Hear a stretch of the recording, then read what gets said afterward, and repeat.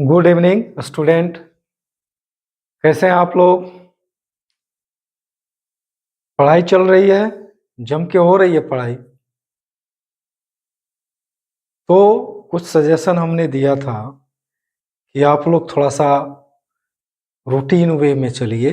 हर एक सब्जेक्ट का अपना एक रूटीन होना चाहिए और उसी रूटीन को फॉलो करते हुए आप लोग परीक्षा की तैयारी कीजिए। हर सब्जेक्ट का अपना एक अलग शेड्यूल बना के रखिए।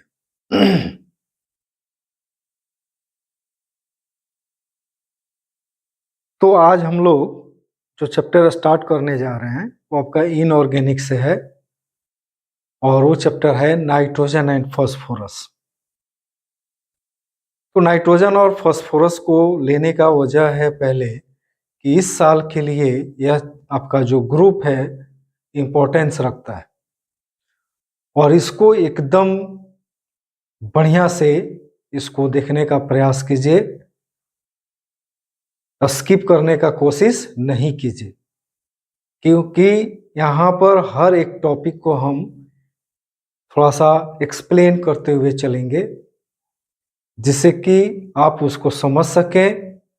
और इतना जरूर है कि अगर आप अपने को कंसंट्रेट करके अगर आप इसको देखते हैं, सुनते हैं, समझते हैं, तो मुझे नहीं लगता है कि आपको फिर से उसको दोबारा दोहराने की जरूरत पड़ेगी। सारे के सारे टॉपिक्स आपके दिमाग में रहेंगे, डिलीट होने वाला नहीं है। इसीलिए इसको थोड़ा सा अपने को कंसंट्रेट करके बिना स्किप किए हुए वीडियो को देखने का प्रयास करें, ट्राई करें इसको। तो आज हम लोग नाइट्रोजन और फास्फोरस, एक चीज और बात हम कहना चाहेंगे। गांव देहात में हम लोग गर्मी के दिन में, जैसे उस समय लाइट का बहुत बुरा स्थिति था, तो हम लोग क्या करते थे, रात कटना होता था, दरवाजे पे बहुत लोग रहते थे, काका चाचा सबको ही रहता था। तो हम लोग क्या बोलते थे कि ए काका कुछ कथा कहानी सुनाओ, या ये चाचा कुछ कथा कहानी सुनाओ, ऐसे होता था। इसको ध्यान से सुनिएगा। तो उसमें क्या, जब वो आदमी, वो काका या चाचा जो कहानी स्टार्ट करते थे, तो वो कहानी रात भर चलता था। ऐसा नहीं था कि 15 मिनट के बाद वो कहानी समाप्त हो जाती थी। ये कहानी आज स्टार्ट हुई तो पूरा रात भर चल रहा है और हम लोग पूरा पेशेंटली उसको हम लोग सुनते थे। और इतना दिमाग में रखिए कि हम लोग उस जो कहानी सुनते थे, जो कथा हम लोगों को सुनाया जाता था, उसका हर एक स्टेप हम लोगों को दिमाग में रहता था। उस कहानी को हम लोग फिर से दोबारा सुबह में कह सकते थे।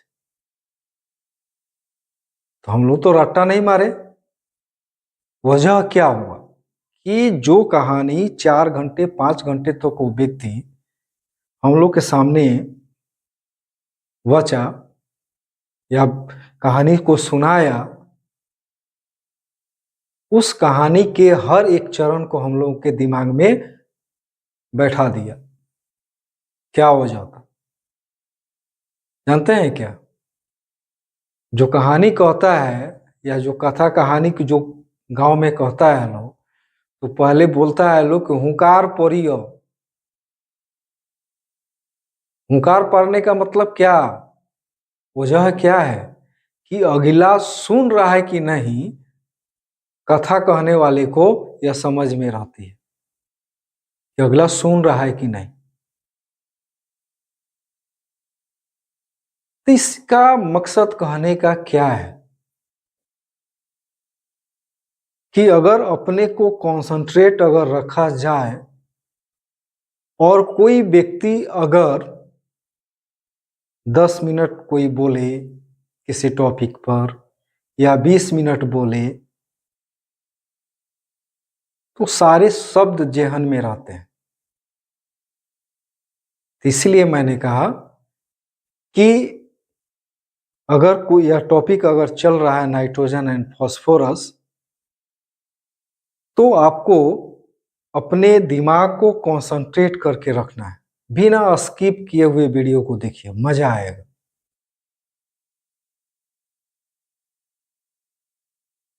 ओके, तो इसको कहानी कहने का यही वजह था कि आप लोग थोड़ा सा एग्जाम्पल से समझने का कोशिश कीजिए कि काहे ऐसा होता है कि 4 घंटा कोई व्यक्ति अगर कुछ बोलता है और वो चारों घंटे का जितना सारांश है वो सारे के सारे उसके दिमाग में बैठ जाते हैं जो आदमी सुनता है।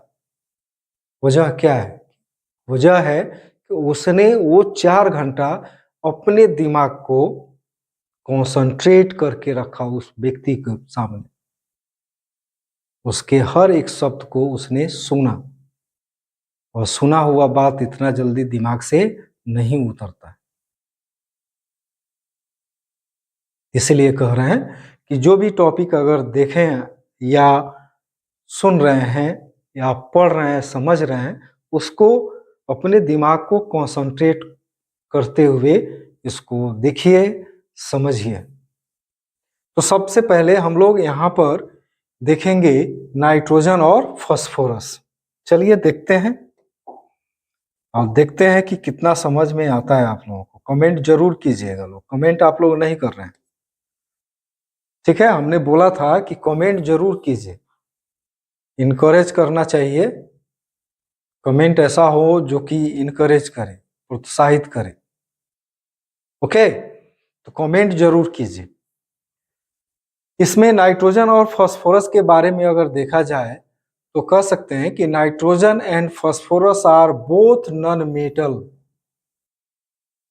क्या हमने बोला कि नाइट्रोजन हो या फास्फोरस हो, दोनों क्या है? नॉन मेटल है। और नाइट्रोजन जो होता है वह आपका नेचर में या कहें एटमॉस्फेयर में कितना परसेंट? 78% बाय वॉल्यूम में के रूप में वो क्या है? उपस्थित होता है। It is the main constituent of protein, fertilizer and explosive। ठीक है ना? थोड़ा सा दिमाग में रखिए कि किसका कंस्टिट्यूएंट हो सकता है, किसका अवयव हो सकता है। तो दिमाग में रखना है कि प्रोटीन की बात करें या कोई एक्सप्लोजिव की बात करें या कोई फर्टिलाइजर की बात करें, उसमें आपका नाइट्रोजन का एक अहम किरदार होता है, एक अहम आपका रोल होता है। ठीक है ना? यानी एक इंपॉर्टेंट आपका कंस्टिट्यूएंट है, एक प्रमुख आपका अवयव है। तो हमने क्या बोला कि इस फैमिली में आने वाले जो तत्व हैं उनमें से नाइट्रोजन और फास्फोरस जो कि ऊपर हैं ग्रुप में, दोनों क्या हैं? अधातु हैं, नॉन मेटल है। दूसरा कि नाइट्रोजन की अगर बात करें तो नाइट्रोजन जो है वो आपका क्या है? नेचर में, एटमॉस्फेयर में आपका 78% बाय वॉल्यूम आपका उपस्थित होता है। कहां पर? तो एटमॉस्फेयर में, वायुमंडल में, यानी हवा का जो मिक्सचर है, मिश्रण है, उसमें 78% आपका क्या है? तो आपका नाइट्रोजन है।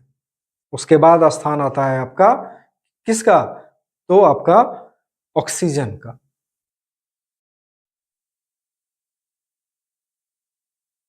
ठीक है, तो हमने क्या बोला कि नाइट्रोजन और फास्फोरस जो है वो क्या है? नॉन मेटल है। दोनों क्या है? नॉन मेटल है। और ठीक है, और नाइट्रोजन जो है वो एटमॉस्फेयर में लमसम कितना? 78% बाय वॉल्यूम आपका उपस्थित है। और यह जो है प्रोटीन की बात करें या फर्टिलाइजर की बात करें या किसी एक्सप्लोजिव की बात करते हैं तो वहां पर नाइट्रोजन का उपस्थिति आपका इंपॉर्टेंस रखता है। ठीक है ना? अपना एक महत्व है इसके लिए। ठीक है ना? तो इसको ध्यान में रखना है। इसके बाद रोक ले ब्रो। ठीक है, उसी तरह से अगर फॉस्फोरस की बात करें तो फॉस्फोरस जो है फॉस्फाइट एंड फॉस्फेटिक रॉक्स में के रूप में आपका नेचर में उपस्थित होता है, फॉस्फेटिक रॉक, ठीक है ना, फॉस्फेटिक TIC होना चाहिए, फॉस्फेटिक रॉक्स के रूप में यह क्या होता है, उपस्थित होता है। It is also constituents of क्या, सम फर्टिलाइजर्स, यह भी कुछ उर्वरकों क्या क्या है, एक प्रमुख अवयव है, ठीक है। तो ले देखिए क्या हमने बोला कि नाइट्रोजन और फास्फोरस क्या होता है, अधातु होता है। पहला पॉइंट, नाइट्रोजन एटमॉस्फेयर में, वायुमंडल में कितना परसेंट, तो आपका 78% आपका बाय वॉल्यूम उपस्थित है। और नाइट्रोजन जो है किसका कंस्टिट्यूएंट है, मेनली प्रोटीन की बात करें, फर्टिलाइजर की बात करें या किसी एक्सप्लोजिव विस्फोटक की बात करें, ठीक है। उसी तरह से आपका फास्फोरस की बात करें तो यह फॉस्फेटिक रॉक्स में आपका पाया जाता है। It is also constituent of क्या, सम फर्टिलाइजर, कुछ उर्वरकों का यह क्या है, एक इंपॉर्टेंट आपका अवयव है। इसी को हिंदी में यहाँ पर लिखा गया है कि नाइट्रोजन और फास्फोरस दोनों अधातु हैं। नाइट्रोजन वायुमंडल में 78% बाय वॉल्यूम आपका मौजूद है। नाइट्रोजन उर्वरक, प्रोटीन और विस्फोटक का एक प्रमुख अवयव होता है। फास्फोरस फॉस्फेटिक चट्टानों में पाया जाता है और यह भी कुछ उर्वरकों का प्रमुख अवयव है। तो इतना दिमाग में रहा कि नाइट्रोजन और फास्फोरस दोनों आपका क्या है, नॉन मेटल है, मतलब अधातु है। नाइट्रोजन एटमॉस्फेयर में कितना रहता है, तो 78% बाय वॉल्यूम रहता है। और इंपॉर्टेंट जो आपका कंपाउंड की बात करें, जैसे प्रोटीन की बात करें या उर्वरक यानी फर्टिलाइजर की बात करें या विस्फोटक की बात करें, इसका एक इंपॉर्टेंट आपका कंस्टिट्यूएंट है। ओके, उसी तरह से फास्फोरस कहाँ मिलता है, तो फॉस्फेटिक रॉक्स में पाया जाता है, यानी इट इज फाउंड इन क्या, phosphatic rock, and it is also a constituent of some fertiliser, कुछ उर्वरकों का क्या है, एक प्रमुख अवयव है। ओके, तो नेक्स्ट हम लोग चलते हैं आगे। अगर आपसे बोला जाए कि आप एक्सप्लेन कीजिए नाइट्रोजन और फास्फोरस फैमिली के पोजीशन को लेकर के, ठीक है ना, आपको बोला जाए कि नाइट्रोजन और फास्फोरस जो फैमिली है या नाइट्रोजन जो फैमिली है, जिसको निकोजेन फैमिली के नाम से हम लोग जानते हैं, मतलब फर्टिलाइजर फॉर्मिंग फैमिली कह सकते हैं इसको, ग्रुप कह सकते हैं। तो इसका अगर जस्टिफाई करना हो कि पीरियोडिक टेबल में इनका पोजीशन क्या है, तो सबसे पहला आधार क्या होना चाहिए, इन सारे तत्वों का, इन सारे एलिमेंट्स का इलेक्ट्रॉनिक कॉन्फ़िगरेशन देखना जरूरी है। तो आइए हम लोग इलेक्ट्रॉनिक कॉन्फ़िगरेशन देखें। तो इलेक्ट्रॉनिक कॉन्फ़िगरेशन अगर देखते हैं तो हम लोग देख रहे हैं कि जो भी आपका इलेक्ट्रॉनिक कॉन्फ़िगरेशन है वो कहाँ इंड कर रहा है, तो p सब ऑर्बिट में आपका इंड कर रहा है। कहाँ, तो p सब ऑर्बिट में इंड कर रहा है। तो कहा जाए कि अगर p सब ऑर्बिट में अगर इंड कर रहा है तो किस ब्लॉक से या बिलोंग करेगा, तो p ब्लॉक से। कहां से, तो p ब्लॉक से, यानी नाइट्रोजन फैमिली के जो भी एलिमेंट हैं, सदस्य हैं, मेंबर हैं, वो सभी के सभी कहां से बिलोंग करते हैं, तो p ब्लॉक से बिलोंग करते हैं, पहला चीज। दूसरा, अगर कॉन्फ़िगरेशन करते हैं सारे तत्वों का, सभी एलिमेंट्स का, तो सभी के आउटर मोस्ट ऑर्बिट में यानी वाह्यतम कक्षा में नंबर ऑफ इलेक्ट्रॉन्स कितने हैं, देखिए तो 5 5 5 5 5, यानी 5 इलेक्ट्रॉन्स, मतलब कि वैलेंस इलेक्ट्रॉन कितना हुआ, तो 5 इलेक्ट्रॉन हुआ। और किसी भी एलिमेंट का वैलेंस इलेक्ट्रॉन क्या इंडिकेट करता है, उसके ग्रुप नंबर को इंडिकेट करता है, ध्यान रखिएगा। अगर जस्टिफाई करने के लिए कहा जाए तो किस सब ऑर्बिट में समाप्त हो रहा है, उनका आउटर मोस्ट ऑर्बिट क्या है, और आउटर मोस्ट ऑर्बिट में नंबर ऑफ इलेक्ट्रॉन्स मतलब वैलेंस इलेक्ट्रॉन कितने हैं। इसको, इस पॉइंट को अगर पकड़ लेते हैं तो किसी भी एलिमेंट के पोजीशन को आप जस्टिफाई कर सकते हैं। ठीक है, तो सबसे पहला हो गया कि पी ब्लॉक से बिलोंग करेंगे। अगर 5 वैलेंस इलेक्ट्रॉन है इसमें, तो वैलेंस इलेक्ट्रॉन क्या डिटरमाइन करता है, उसके ग्रुप नंबर को इंडिकेट करता है। मतलब यह किस ग्रुप से आएगा, तो 5 से। अब इसमें ए रखें कि बी रखें, यानी यह ए सब ग्रुप से बिलोंग करेगा कि बी सब ग्रुप से। तो ध्यान रखिएगा, जब पीरियोडिक टेबल आप पढ़े हैं तो आपको यह दिमाग में होना चाहिए कि एस ब्लॉक और पी ब्लॉक के तत्वों के लिए कौन सा सब ग्रुप में रखा गया, तो ए सब ग्रुप में रखा गया। जबकि डी और एफ ब्लॉक तत्वों को कहाँ रखा गया, तो बी सब ग्रुप में रखा गया। तो एस के लिए बात हो या पी ब्लॉक एलिमेंट के लिए बात हो, तो उनको किस में, तो ए सब ग्रुप में रखा गया।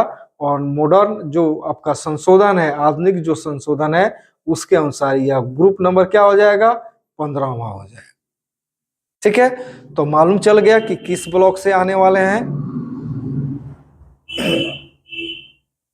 किस ब्लॉक से आने वाले तत्व हैं, तो पी ब्लॉक से।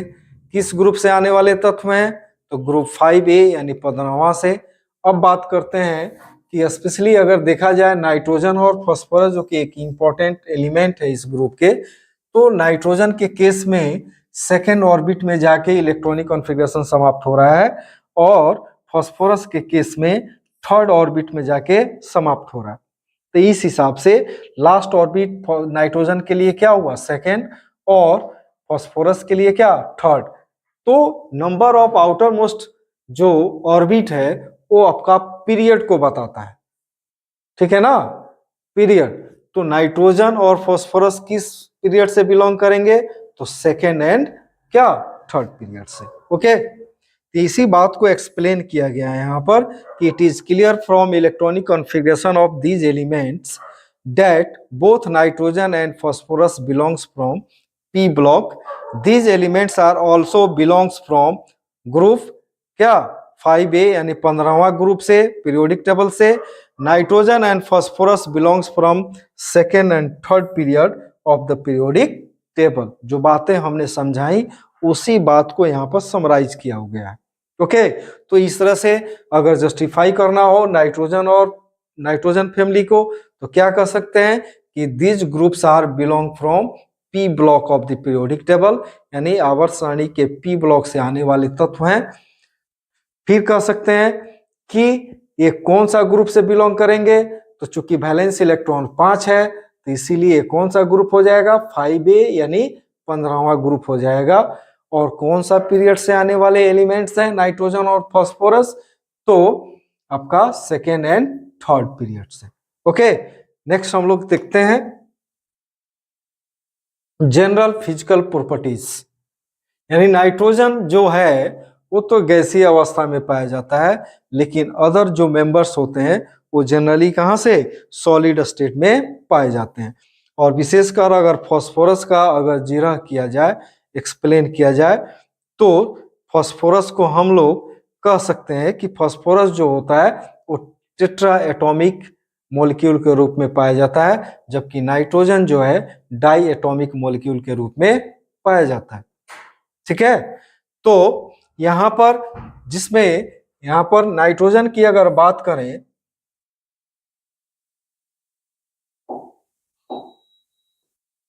अगर नाइट्रोजन की बात करें तो नाइट्रोजन जो है दोनों नाइट्रोजन के बीच में ट्रिपल बॉन्ड होता है, ट्रिपल बॉन्ड। ठीक है, दोनों नाइट्रोजन एटम क्या होते हैं, ट्रिपल बॉन्ड से क्या होते हैं, जुड़े होते हैं।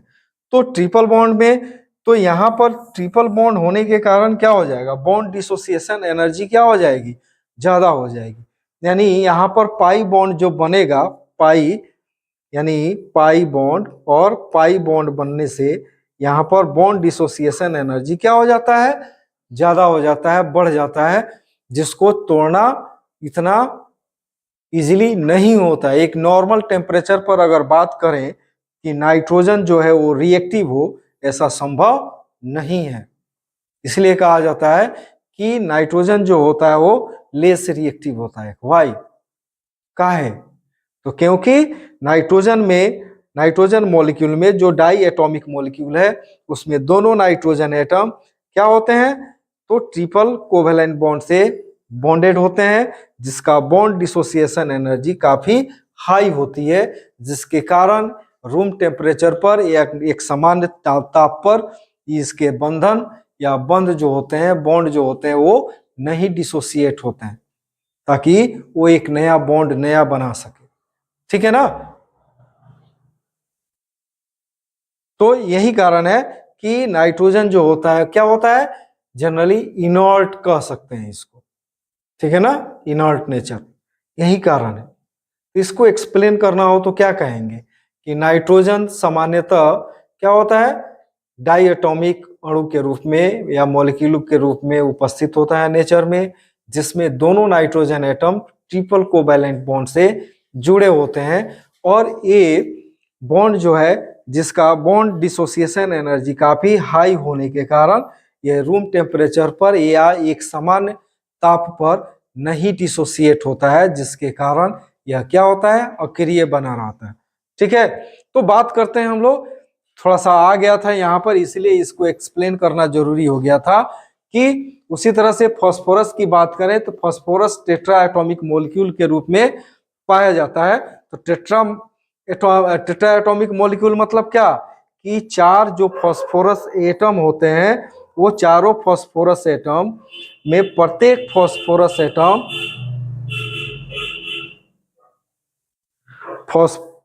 फास्फोरस एटम जो होता है वो तीन फास्फोरस एटम से क्या होता है, सिंगल कोवैलेंट बॉन्ड से जुड़ा हुआ होता है। ठीक है, क्या होता है, तीन आपका अदर फास्फोरस एटम से क्या होता है, जुड़ा हुआ होता है, इसलिए क्या होता है, टेट्रा एटॉमिक मॉलिक्यूल के रूप में पाया जाता है। ओके, तो क्या कह सकते हैं कि नाइट्रोजन गैस है जबकि दूसरे सदस्य क्या है, ठोस है। नाइट्रोजन एक द्विपरमाणु अणु है जबकि फास्फोरस टेट्रा एटॉमिक अणु होता है, जिसमें प्रत्येक फास्फोरस परमाणु तीन अन्य परमाणु के साथ एकल सहसंयोजक बंध से बंधित होते हैं। जो हमने एक्सप्लेन किया, समझाया, उसको दिमाग में रखिए, उसके सहारे आप इनको क्या कर सकते हैं, एक्सप्लेन कर सकते हैं। ओके, तो नेक्स्ट हम लोग देखते हैं, सबसे पहला हम लोग देखें एटॉमिक रेडियस। ठीक है ना, एटॉमिक प्रॉपर्टीज की बात करें तो सबसे पहला आता है एटॉमिक रेडियस की बात करें या आयनिक रेडियस की बात करें। तो आप जब पीरियोडिक टेबल पढ़े होंगे तो आपको समझाया गया होगा, जब ट्रेंड आप पढ़े होंगे पीरियोडिक ट्रेंड, तो सबसे पहला पॉइंट आया होगा atomic radius and atomic ionic radius. तो एटॉमिक रेडियस की जब बात करते हैं तो क्या ट्रेंड है कि अगर ग्रुप में ऊपर से नीचे आते हैं,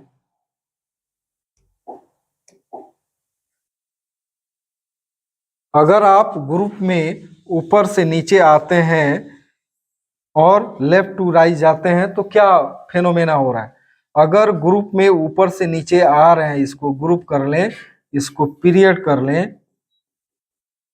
ठीक है, तो अगर ऊपर से नीचे आते हैं तो एटॉमिक रेडियस क्या होता है, बढ़ता है। इतना दिमाग में रखिए कि एटॉमिक रेडियस बढ़ेगा। काहे? तो अभी जो कॉन्फ़िगरेशन हम लोग देखे हैं क्या देखे हैं कि नंबर ऑफ सेल्स क्या हो रहे हैं, बढ़ रहे हैं। जैसे जैसे एटॉमिक नंबर बढ़ते जा रहा है, नंबर ऑफ सेल यानी कक्षाओं की संख्या भी क्या हो रही है, बढ़ रही है। तो कक्षाओं की संख्या अगर बढ़ेगी, मान लेते हैं नाइट्रोजन के केस में 2 ऑर्बिट है, न्यूक्लियस हो गया, ये आपका ऑर्बिट हो गया। फास्फोरस में 3 ऑर्बिट हो गया।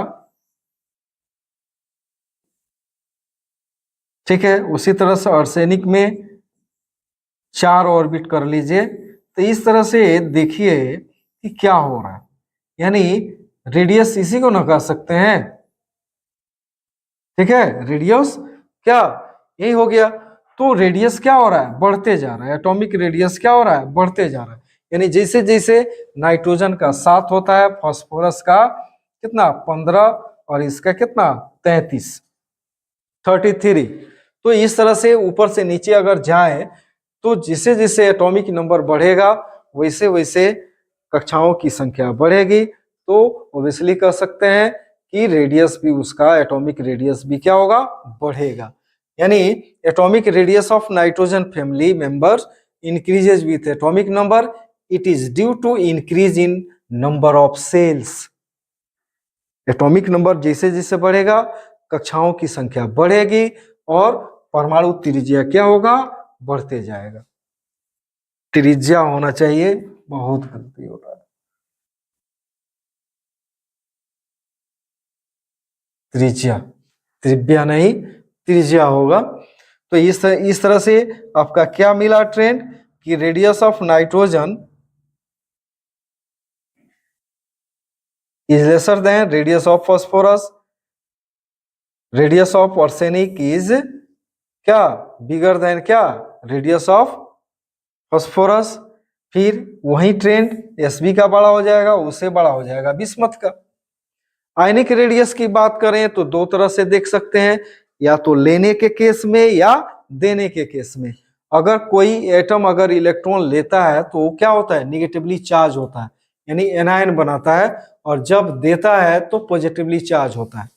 तो इस तरह से देखें हम लोग दोनों केस में अगर देखते हैं तो मान लेते हैं नाइट्रोजन का अगर देखें तो 2s2 और 2p क्या 3 है, और फास्फोरस में देखें तो 3s2 और 3p क्या 3। तो इसके वायतम कक्षा में कितना है 5 इलेक्ट्रॉन है, 5 इलेक्ट्रॉन है।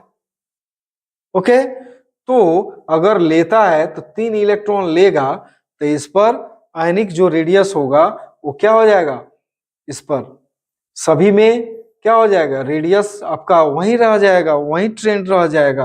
आपका रेडियस ऑफ नाइट्रोजन जो है वो क्या हो जाएगा, क्योंकि लेने के बावजूद इसमें 3 ऑर्बिट है, यहाँ पर कितना 2 ऑर्बिट है।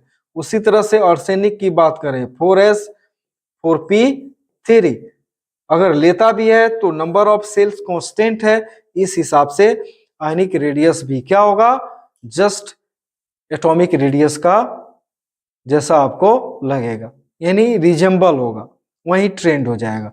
अगर देता भी है तो 5 इलेक्ट्रॉन दे दिया तो इसमें फर्स्ट ऑर्बिट रह गया, इसमें दे दिया तो सेकेंड ऑर्बिट रह गया इसमें, ठीक है ना, सेकेंड ऑर्बिट तक रह जाएगा यहाँ पर 2s2 2p3।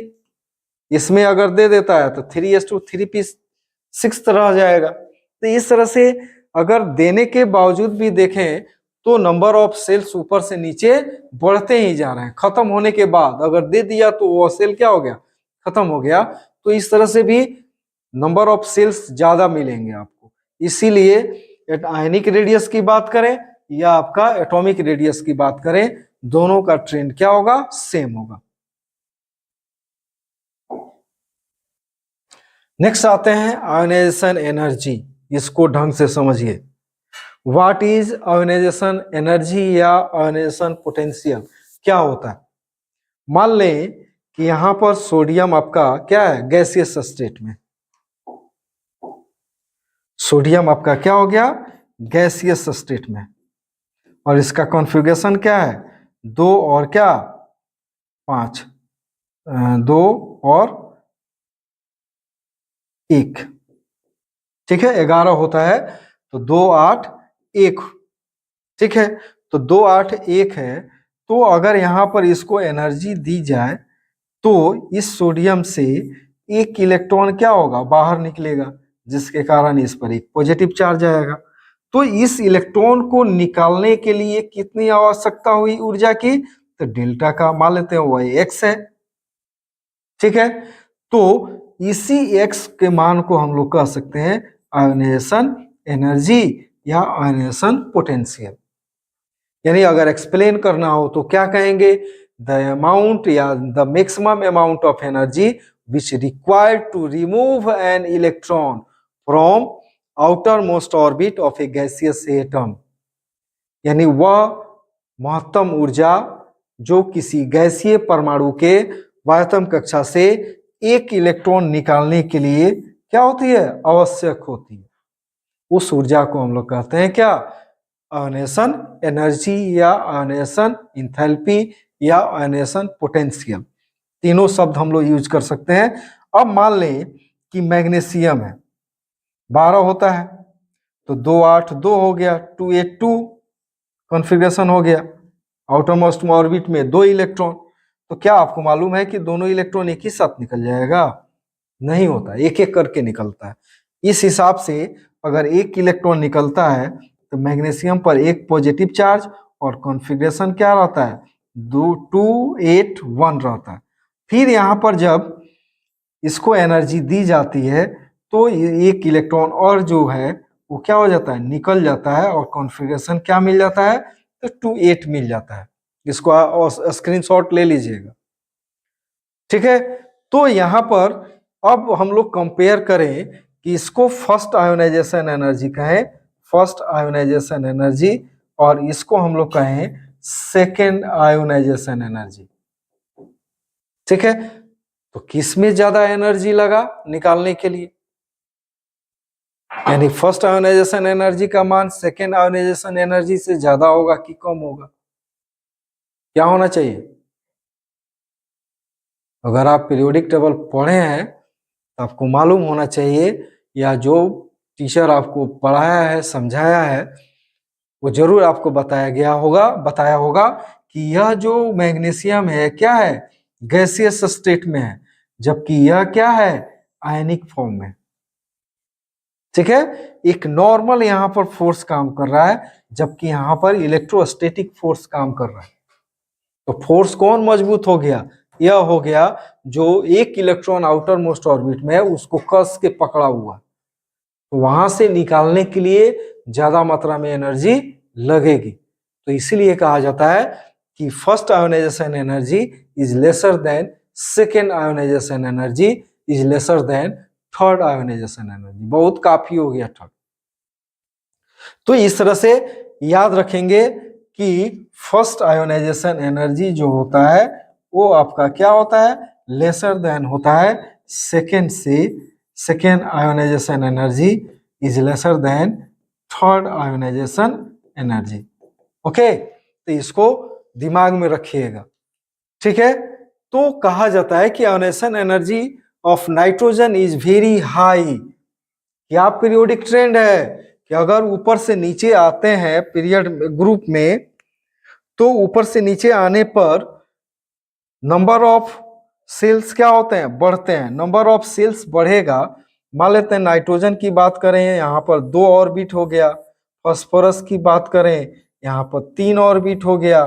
तो इस तरह से न्यूक्लियस और आउटर मोस्ट ऑर्बिट के बीच दूरी क्या हो रही है, बढ़ रही है, दूरी बढ़ते जा रही है। तो न्यूक्लियस का जो फोर्स ऑफ अट्रैक्शन है, जो कहां पर एक्ट कर रहा है, इलेक्ट्रॉन पर, आउटर मोस्ट ऑर्बिट वाले इलेक्ट्रॉन को बांधे हुए है। तो दूरी बढ़ने के साथ इसका जो मैग्नीट्यूड है वो क्या होगा, घटते जाएगा। तो होगा क्या, जिससे जिससे दूरी बढ़ेगी, जिससे जिससे यह दूरी बढ़ते जाएगी, ठीक है, इलेक्ट्रॉन पर जो न्यूक्लियस का फोर्स ऑफ अट्रैक्शन है उसका जो मैग्नीट्यूड है, जो परिमाण है, वो क्या होगा, घटता चला जाएगा, जो इजी बनाएगा उस इलेक्ट्रॉन को बाहर निकलने में। ओके, तो यहां पर अगर बात करें कि सबसे इस ग्रुप में नाइट्रोजन है, उसके बाद फास्फोरस है, आर्सेनिक है, एंटीमनी है, उसके बाद क्या है, बिस्मथ है। तो इस हिसाब से अगर ऊपर से नीचे आए तो क्या फर्क मिल रहा है, क्या रिजल्ट मिलेगा कि नाइट्रोजन का आयोनाइजेशन एनर्जी सबसे अधिक होगा, क्योंकि यहाँ पर मात्र 2 ही ऑर्बिट है, मतलब स्मॉल एटॉमिक साइज है, इससे इसका बड़ा हो गया, इससे इसका बड़ा हो गया। यानी ऊपर से नीचे अगर जा रहे हैं तो एटॉमिक साइज क्या हो रही है, बढ़ रही है, और आयोनाइजेशन एनर्जी का मान क्या हो रहा है, घट रहा है।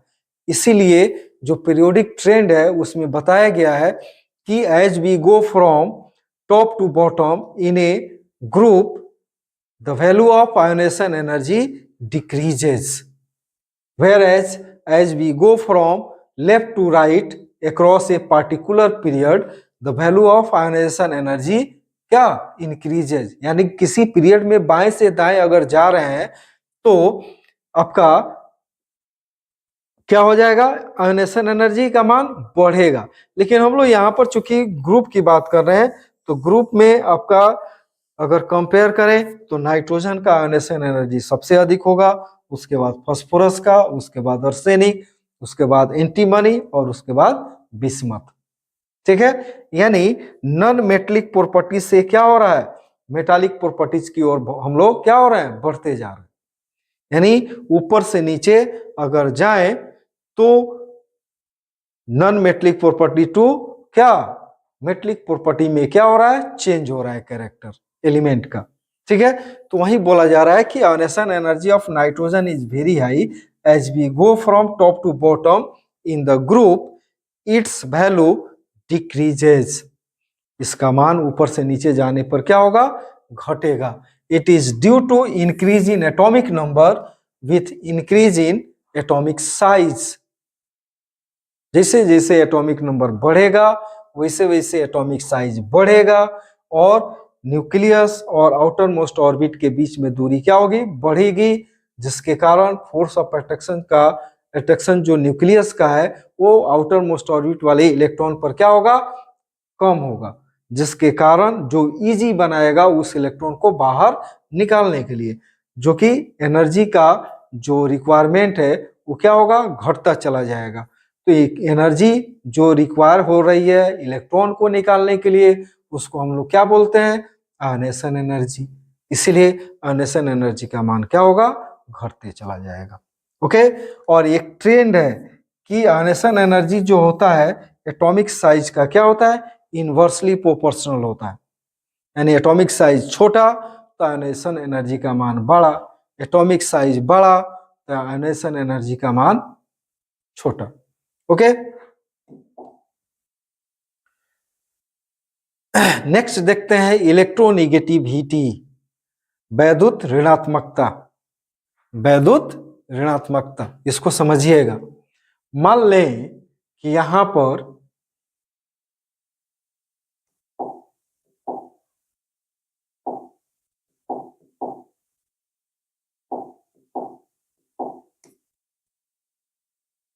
मान लें कि यहां पर हाइड्रोजन और क्या है, क्लोरीन है। ठीक है, और दोनों के बीच में एक सिंगल बॉन्ड फॉर्म किया हुआ है जो एक दूसरे को बांध के रखा हुआ है। तो कोवैलेंट बॉन्ड है तो मतलब एक इलेक्ट्रॉन हाइड्रोजन का और एक इलेक्ट्रॉन आपका किसका, क्लोरीन का है। लेकिन इसमें क्या हो रहा है कि क्लोरीन जो है वो इलेक्ट्रोनेगेटिव नेचर का है, मतलब वैद्युत ऋणात्मक होने के कारण साझेदारी वाले इलेक्ट्रॉन को अपनी ओर क्या किया है, पुल किए हुए। जो साझेदारी वाला इलेक्ट्रॉन है वो किधर की ओर खिंचाव है उसका, तो क्लोरीन की ओर। This tendency is called electronegativity, यानी the tendency of an atom to attract और pull the shared electrons toward itself is called electronegativity। Electronegativity यानी किसी परमाणु का साझेदारी वाले इलेक्ट्रॉन को अपनी ओर खींचने या आकर्षित करने की प्रवृत्ति उस परमाणु की वैद्युत ऋणात्मकता कहलाती है। ठीक है, समझ में आया कि व्हाट इज इलेक्ट्रोनेगेटिविटी। इलेक्ट्रोनेगेटिविटी क्या है कि the tendency of an atom to attract और pull the shared pair of electrons towards itself is called क्या, इलेक्ट्रोनेगेटिविटी। यानी यहां पर अगर इस ग्रुप में अगर देखा जाए तो सबसे ऊपर क्या है, नाइट्रोजन, उसके बाद फास्फोरस, उसके बाद आर्सेनिक, एंटीमनी, उसके बाद क्या है, बिस्मथ है। ओके, तो यहां पर भी लागू होता है वहीं कि साइज जितना ही छोटा होगा इलेक्ट्रॉन को खींचने की ताकत उसमें उतना ही अधिक होगी। ठीक है, तो यहां पर इसमें अगर देखें कि नाइट्रोजन जो है, नाइट्रोजन सबसे ऊपर है तो इसका साइज, एटॉमिक साइज जो क्या है, छोटा है। तो इस हिसाब से इस ग्रुप में सबसे ज्यादा इलेक्ट्रोनेगेटिव एलिमेंट कौन होगा? तो नाइट्रोजन होगा। और ट्रेंड क्या हो जाएगा? यहां पर ट्रेंड हो जाएगा, आपका हो जाएगा electronegativity of nitrogen is greater than electronegativity of phosphorus is greater than electronegativity of क्या? Arsenic is greater than electronegativity of क्या? Antimony is greater than electronegativity of bismuth. Okay, तो इस तरह से अगर हम लोग देखें तो समझ में रहेगा कि आखिर पीरियोडिक ट्रेंड अगर याद है आपको तो किसी भी ग्रुप में आप लोग उसको एक्सप्लेन कर सकते हैं। ओके, तो यहां पर इस ग्रुप की बात करें तो सबसे ज्यादा इलेक्ट्रोनेगेटिविटी किसका हो जाएगा? नाइट्रोजन का, उसके बाद फास्फोरस का। ठीक है, और घटते चला जाएगा। मतलब नॉन मेटल का काम क्या है? इलेक्ट्रॉन को लेना, यानी इलेक्ट्रॉन लेने की जो प्रवृत्ति है ऊपर से नीचे क्या हो रही है? घट रही है। तो इलेक्ट्रोनेगेटिविटी का मान भी क्या होगा? ऊपर से नीचे घटेगा, जिसमें नाइट्रोजन का सबसे अधिक हो जाएगा। तो इसीलिए कह सकते हैं कि ऊपर से नीचे जाने पर क्या हो रहा है? नॉन मेटेलिक टू मेटेलिक प्रवृत्ति क्या हो रही है? आ रही है। ठीक है ना, चेंज हो रही है। ठीक है ना, यानी अधात्विक गुण से धात्विक गुण में क्या हो रहा है? परिवर्तन हो रहा है। ओके, नेक्स्ट आते हैं हम लोग melting point and boiling point. तो यहां पर हमेशा याद रखेंगे एंटीमनी और बिस्मथ को अगर छोड़ दें तो सेम ट्रेंड रहेगा कि ऊपर से नीचे जा रहे हैं तो एटॉमिक मास क्या हो रहा है? बढ़ते जा रहा है, एटॉमिक नंबर बढ़ते जा रहा है, साइज भी बढ़ते जा रहा है। लेकिन ट्रेंड भी आपका वही रहेगा कि अगर ऊपर से नीचे जाते हैं तो आपका क्या हो जाएगा? इंक्रीज करेगा with increase in atomic number. Okay, यानी एसबी और बिस्मथ को छोड़कर द्रवणांक एवं क्वथनांक वर्ग में ऊपर से नीचे जाने पर परमाणु संख्या वृद्धि के साथ क्या होती है? बढ़ती जाती है। नेक्स्ट हम लोग देखते हैं ऑक्सीडेशन स्टेट। ठीक है, तो इस ग्रुप के जो भी एलिमेंट हैं या तो ले सकते हैं या दे सकते हैं। कितना मैक्सिमम दे सकते हैं, कितना मैक्सिमम ले सकते हैं, इस बात पर यह निर्भर करेगा कि इन तत्वों का ऑक्सीडेशन स्टेट क्या होना चाहिए, ऑक्सीडेशन नंबर क्या होना चाहिए। ओके, तो इस अगर देखें हम लोग तो इस ग्रुप में जो भी हम लोग कॉन्फ़िगरेशन देखें तो आउटर मोस्ट ऑर्बिट में कितना था? Electron, valence electron 5। तो अधिक से अधिक अगर लेगा तो कितना लेगा? 3। तो ऑक्सीडेशन स्टेट कितना जाएगा? -3। अधिक से अधिक कितना दे सकता है? वही 5 इलेक्ट्रॉन दे सकता है। तो ऑक्सीडेशन स्टेट कहां तक जाएगा? तो 5 तक जाएगा, यानी -3 टू क्या +5 तक इसका ऑक्सीडेशन स्टेट क्या होता है? बढ़ता है।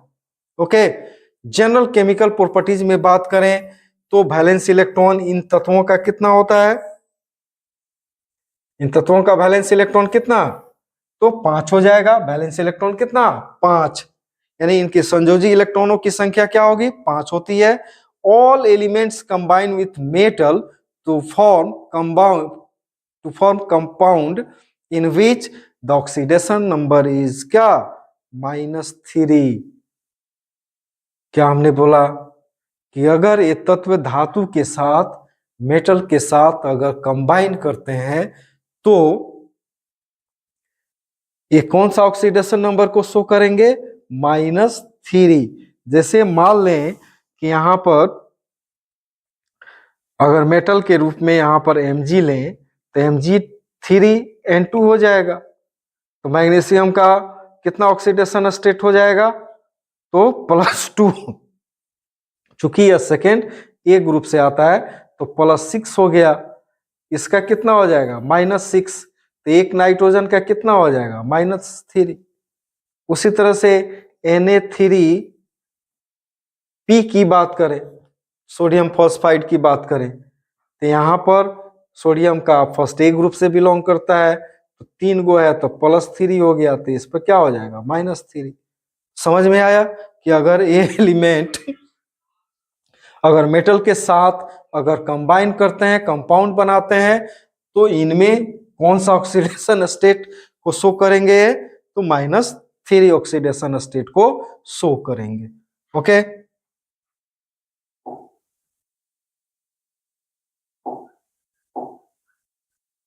ठीक है। तीसरा है कि this are not react with water, element कभी वाटर के साथ अभिक्रिया नहीं करते हैं।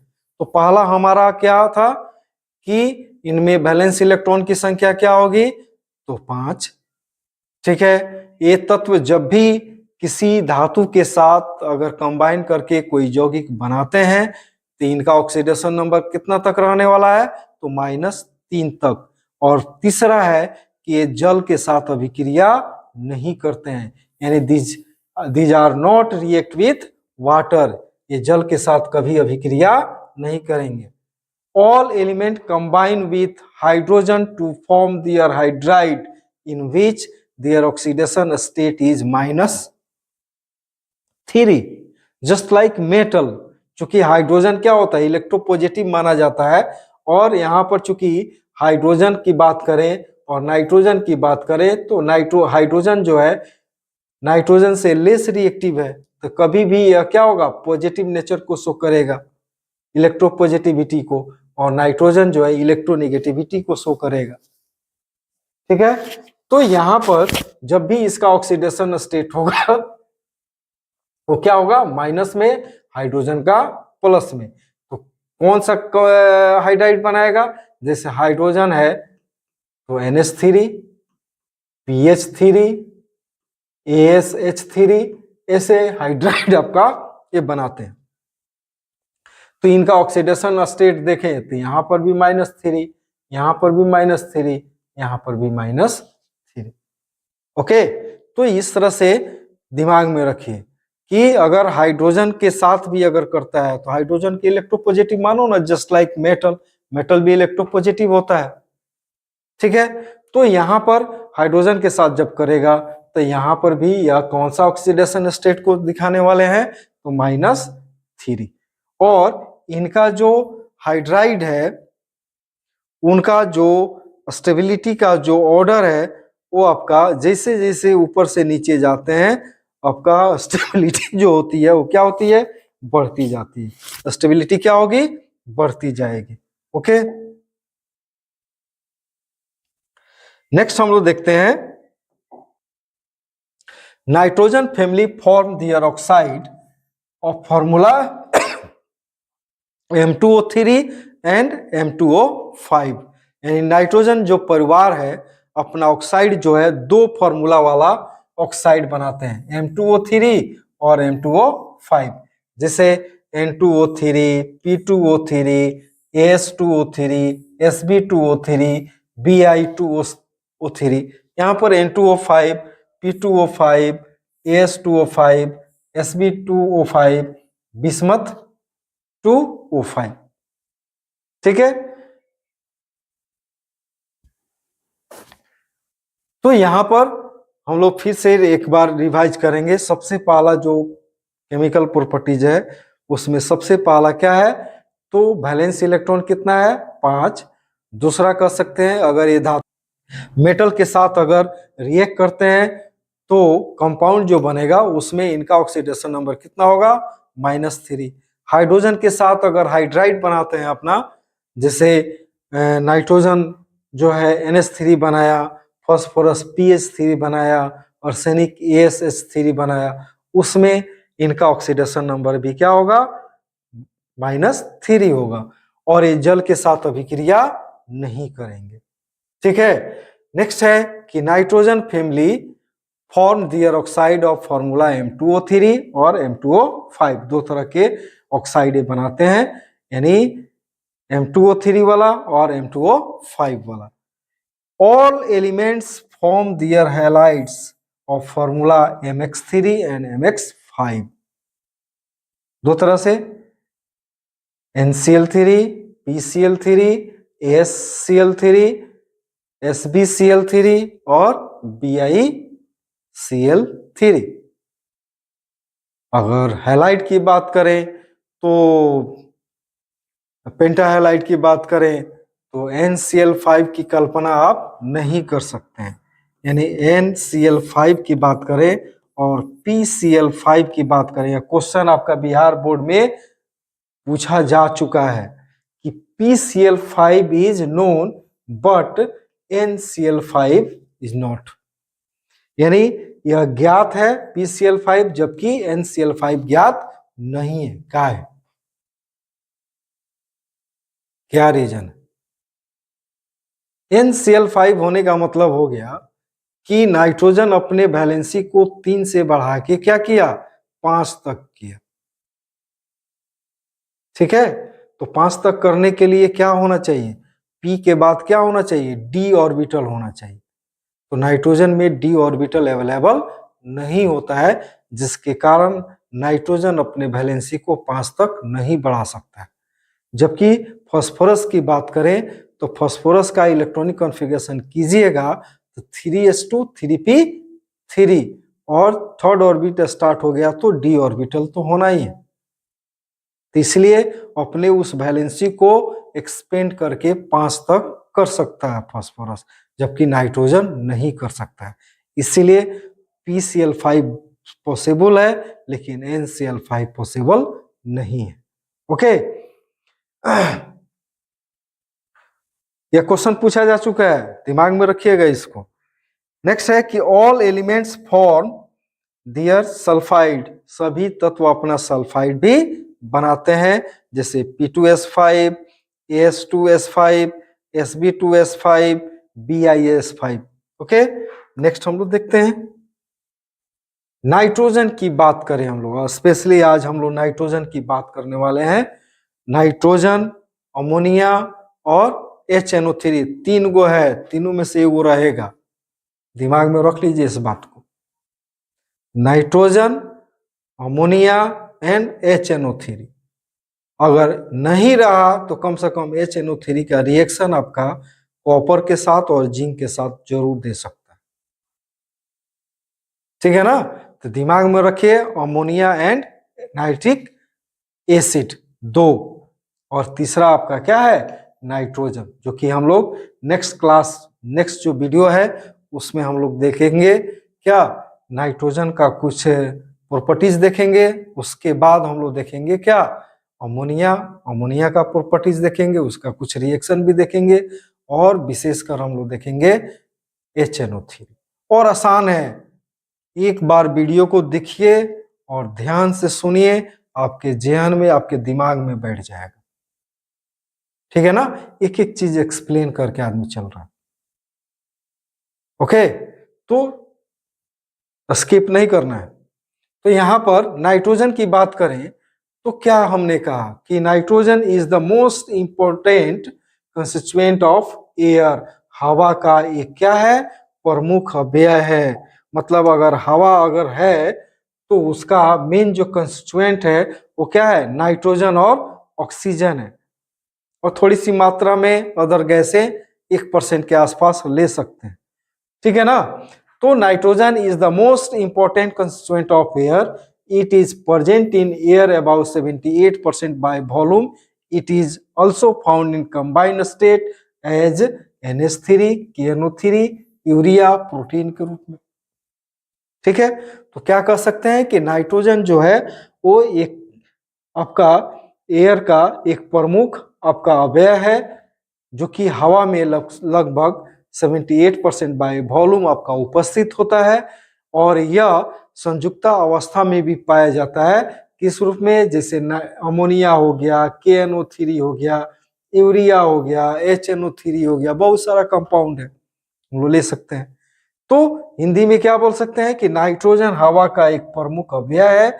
यह हवा में 78% बाय वॉल्यूम मौजूद होता है, और यह NH3, KNO3, यूरिया जैसे यौगिकों में संयुक्त अवस्था में पाया जाता है।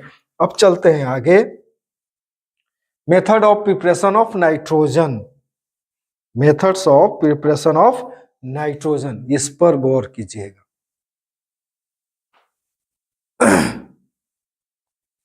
अगर इसको नेचुरली अगर लेना है, इजी वे में लेना है, तो हम लोग कहाँ से ले सकते हैं? पूरा भरा हुआ है एयर, जिसमें 78% वॉल्यूम आपका, परसेंट बाय वॉल्यूम आपका एयर क्या है? उपस्थित पूरा है।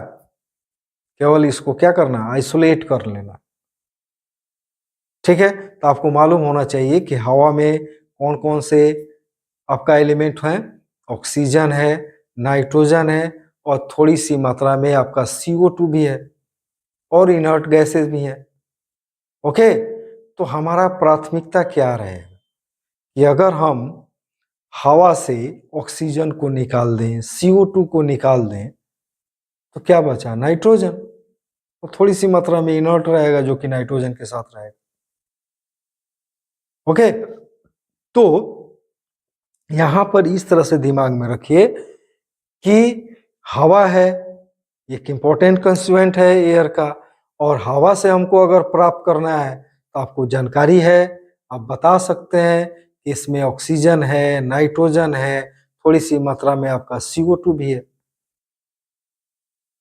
जिससे जो एयर है वहां से अगर CO2 को और ऑक्सीजन को हटा दें तो आपका नाइट्रोजन बचता है। ओके, तो इस तरह से अगर एक्सप्लेन करें तो स्टेप वाइज इसको समझने का कोशिश करना है। 2 स्टेप में आपको नाइट्रोजन मिल जाएगा। सबसे पहला प्राथमिकता यह होगी आपकी कि जो हवा है वहां से CO2 को निकाल दें, यानी CO2 फ्री एयर आपको क्या करना है? प्राप्त करना है। तो क्या करेंगे? क्या कर सकते हैं?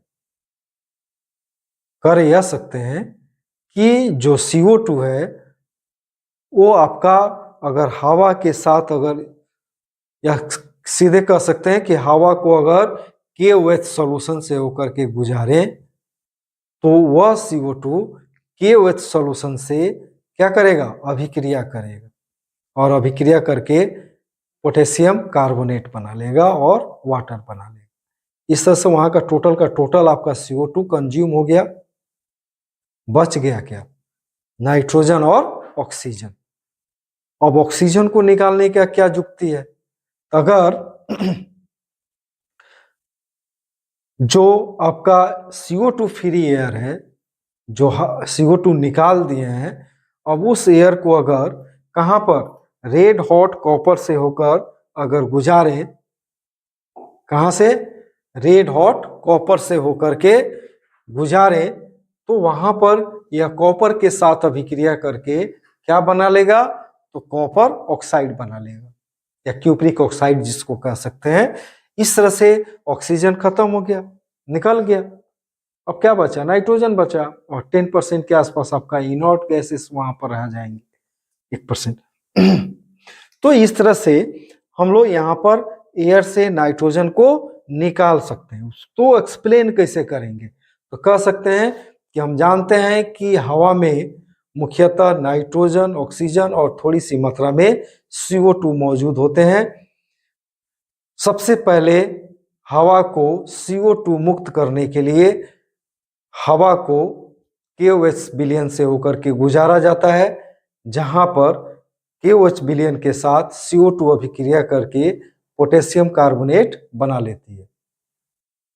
अब जो CO2 फ्री एयर मिलता है, अब उसको रेड हॉट कॉपर से होकर के गुजारेंगे, जहां पर वह कॉपर के साथ अभिक्रिया करके कॉपर ऑक्साइड बना लेता है। इस प्रकार जो शेष बच गया उसमें आपका नाइट्रोजन रहता है, और वहां पर आपका इनर्ट गैसें वहां पर उपस्थित होती है। तो उसको क्या करते हैं? वाटर के ऊपर उसको क्या किया जाता है? इकट्ठा कर लिया जाता है, कंटेनर में जमा कर लिया जाता है, संग्रहित कर लिया जाता है। यही आपका कॉन्सेप्ट है। तो पहला क्या है? Nitrogen and nitrogen and oxygen are present in air mainly. A little amount of CO2 is also present. First of all, air is made free from CO2. For this, air is passes through क्या? KOH solution where CO2 present in air combine with KOH to form K2CO3 and water. Okay, यानी सबसे पहले हमारा काम क्या होगा कि सबसे पहले हवा को CO2 मुक्त किया जाता है और इसके लिए हवा को KOH विलयन से होकर के प्रवाहित किया जाता है, जहां हवा में उपस्थित CO2 KOH के साथ संयोग करके K2CO3 और जल देता है। यहाँ पर आपको रिएक्शन दिया हुआ है। ओके, रिएक्शन आपको यहाँ पर दिया हुआ है। यहाँ पर नेक्स्ट हम लोग देख लेंगे।